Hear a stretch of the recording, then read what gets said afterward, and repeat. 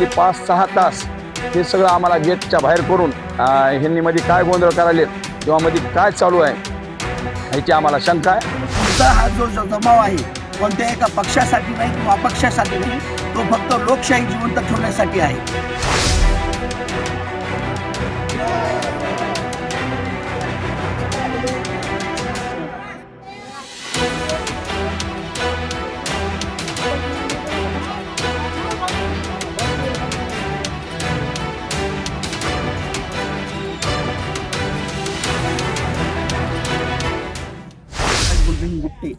हा इथं फक्त एका पक्षासाठी नाही बोलत, तर लोकशाही जिवंत राहावी आणि लोकशाहीनं सर्वांना समान न्याय द्यावा यासाठी मी सर्वपक्षीय, मग तो पक्ष कोणताही असो, आणि सर्व अपक्षांकडून एक विनंती करतो की कुठल्याही प्रकारे लोकशाही जिवंत ठेवायची असेल तर कोणाच्याही दबावाखाली न काम करता सर्व अधिकाऱ्यांनी, पोलीस प्रशासनाने आणि जे सत्ताधारी आहेत त्यांचा दबाव न जुमानता हे सर्वांनी आपापल्या परीने कार्य करावे आणि लोकशाही जिवंत ठेवावी.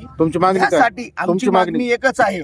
जशा प्रकारे या परळी शहराचे जे उमेदवार आदरणीय दीपक देशमुख नाना आहेत, तर त्यांनी जी मागणी केलेली आहे ती अगदी रास्त मागणी आहे आणि त्या मागणीचा मी सर्व पक्षाच्या आणि अपक्षाच्या उमेदवारांकडून त्यांच्या मागणीचं समर्थन करतो. फक्त मी आपल्याला एवढं सांगतो की इथं हा जो जमाव आहे कोणत्या एका पक्षासाठी नाही किंवा अपक्षासाठी नाही, तो फक्त लोकशाही जिवंत ठेवण्यासाठी आहे. हे पहा, आम्ही सकाळीच जे मतदान आज होणार होतं काउंटिंग, ती आज नाही झाली. आदरणीय न्यायालयाने काउंटिंगची तारीख 21 केल्यामुळं आम्ही 17 दिवस आजपासून तिथं गस्त घालण्यासाठी आम्ही रितसर इलेक्शन अधिकाऱ्यांना पत्र दिलं दुपारी, आणि आम्ही आमच्या झोपण्याची, राहण्याची याची व्यवस्था करावी आणि आम्हाला रितसर किती शिफ्टमध्ये आम्ही राहायचं आहे आणि किती शिफ्टमध्ये आम्ही माणसं हे करायची, त्याच्यासाठी आम्हाला रितसर पास किंवा कशा पद्धतीने आम्ही करायचं आहे याच्यासाठी आम्ही मागणी केली होती. दुपारी 4 वाजता लाटकर साहेबांनी आम्हाला सांगितलं, तोंडीत, लिखित कोणी दिलं नाही, आणि संतोष रोडे साहेबांनी त्यांनी आम्हाला सांगितलं की आम्ही तुम्हाला वरचं स्ट्रॉंग रूम जे आहे त्याची रितसर तुम्हाला खाली पार्किंगच्या ठिकाणी तुमची व्यवस्था केली आहे. परळीतल्या सर्व जे भावी नगरसेवक किंवा उमेदवार आहेत सगळ्या उमेदवारांची ती व्यवस्था केली. म्हणून आम्ही तिथं खुर्च्या वगैरे टाकल्या आणि एक लाईव्ह त्या स्ट्रॉंग रूमचं लाईव्ह कनेक्शन टीव्हीचं खाली दिलं. आम्ही तिथं दुपारपासून बसलो होतो. पण आता परत पोलीस राठोड साहेब आले आणि त्यांनी सांगितलं इथं परवानगीशिवाय कोणाला बसता येणार नाही. मग आम्ही परत संतोष रोडे साहेबाला फोन लावला. ते म्हणले पोलीसला विचारा, पोलीस म्हणते त्यांना विचारा. लाटकर साहेबाला फोन लावला, लाटकर साहेब फोन उचलत नाहीत.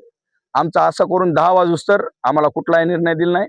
मग आम्ही आमच्या स्वतंत्र खाली इचूकाड आहे, मागं डोंगर असल्यामुळं साप वगैरे इचू येतात, म्हणून आज रात्रभर काढायचे आहे. 17 दिवस आम्हाला ते काढायचं असल्यामुळं आम्ही आमच्या सर्व उमेदवारांनी मिळून खाली आतरायची उंच टेबलासारखं हे आणले होते आणि गादी आणली होती. आम्हाला 4 तास 5 तास ते गेटच्या बाहेरच काढून ठेवलं, मध्ये येऊ दिलं नाही. म्हणून आम्ही रितसर चर्चा करू लागलो, पोलीस आम्ही. पण संतोष रोडे साहेब आले आणि त्यांनी सांगितलं, कुणाला तरी आम्हाला चांगले व्यवस्थित बोलू लागले. आधी कुणाच तरी फोन आला, फोनवर बोलत आम्हाला सगळ्या नगरसेवकाला हे लय माजलेत म्हणले उर्मट भाषेत, असं कोणाला तरी बोलू लागले. पण आम्ही सर्वांनी ऐकलं होतं. याची एकदा बघावं लागते म्हणले, हे रोजच काहीतरी काढायला म्हणले कुरापत, याचा एकदा संपवावं लागते म्हणले ह्याला. मग आम्ही त्यांना विचारलं असं का, म्हणले नाही तुम्हाला नाही म्हणलो, दुसऱ्याला म्हणलं तुम्हाला नाही म्हणलं. पण ते आम्ही बघितलं तर त्यांच्या तोंडाचा वास भकभका येऊ लागला आणि आम्ही त्यांना रितसर मागणी केली की त्यांचं मेडिकल करावं.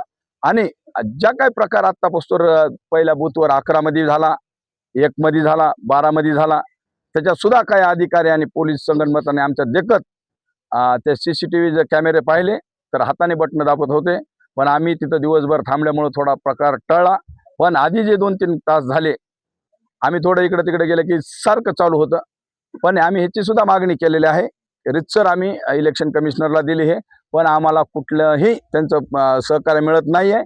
आणि आता गेली 5-6 तास हे सगळं आम्हाला गेटच्या बाहेर करून ह्यांनी मध्ये काय गोंधळ करायलेत किंवा मध्ये काय चालू आहे ह्याची आम्हाला शंका आहे. म्हणून आम्ही ह्यांचे सगळ्यांचे मेडिकल करावे आणि इथं चांगले अधिकारी द्यावेत ही मागणी केली.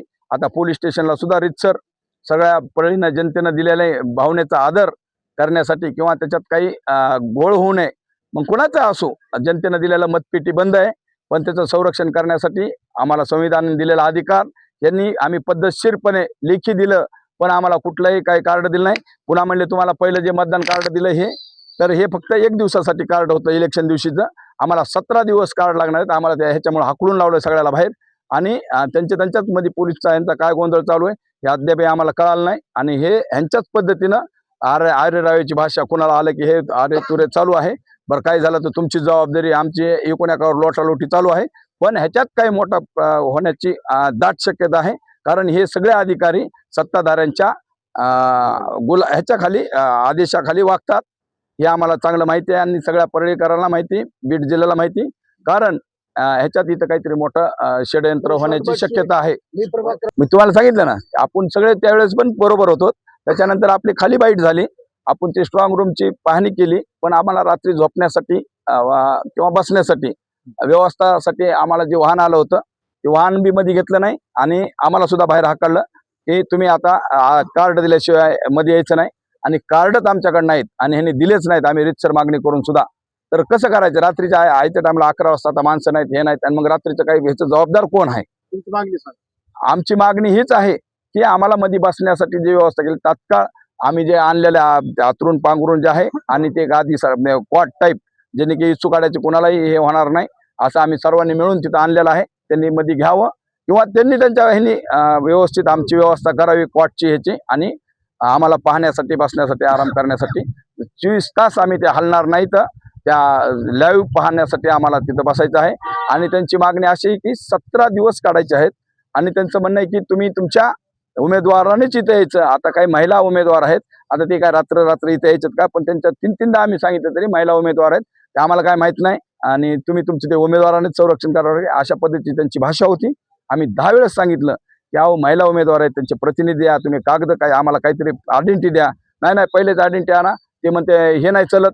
पोलीस लोकांना म्हणलं हे पहिले आयडेंटिटी, ते म्हणते हे जुनं झालं, कालचं इलेक्शन पुरतं होतं आणि हे नवीन द्यायला तयार नाहीत. अधिकाऱ्यांना काही आयडेंटिटी कार्डची मागणी केली होती का? आम्हाला अहो लेखी दिले साहेब, मी ऐका, लेखी अधिकाऱ्यांना मी पत्र दिलेलं आहे दुपारीच.